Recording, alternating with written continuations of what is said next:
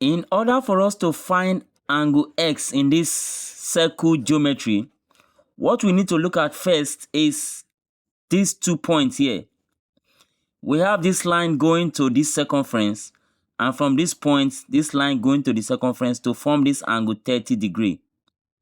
In the same way, I have this line going to the circumference and this line going also to the circumference to form this angle here. So what is very important there is that the pairs of lines are coming from the same point. I have 2 lines going to this part of the circumference to form 30 degree, and then from the same point, 2 other lines going to the circumference again on another part of the circle to form an angle there. So the theorem there says that angle in the same segment are equal. So that is how to identify angles in the same segment.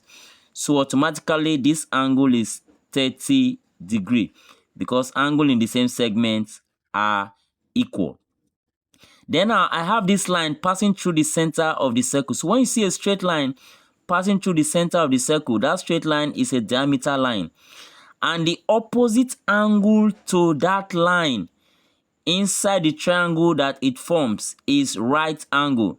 So that's why the theorem says that angle in a semicircle is right angle. So if you see a semicircle line like this diameter line, the opposite angle in the triangle that it forms is 90 degree.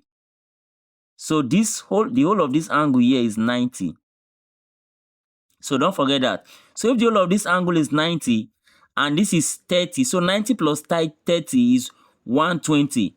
Then 120 subtracted from 180, that is 180 minus 120 is going to give me 60 degrees. So that means this third angle of the triangle is 60 degrees. So that the 3 angles add up to 180. 30 plus 60 is 90. 90 plus this 90 here makes 180 degrees. Sum of angle in a triangle is 180. And then now, looking at this line here, this is a radius of the circle. A line from center to circumference is a radius. So this line is a radius of the circle. In the same way, a line from the center to the circumference is also a radius. So this line is also a radius.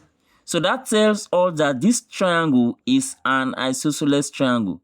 This triangle here is an isosceles triangle. Why? Because 2 of its sides are equal. This is R and this is R. So 2 of its sides are equal. So it is an isosceles triangle. And for an isosceles triangle, the base angles are equal.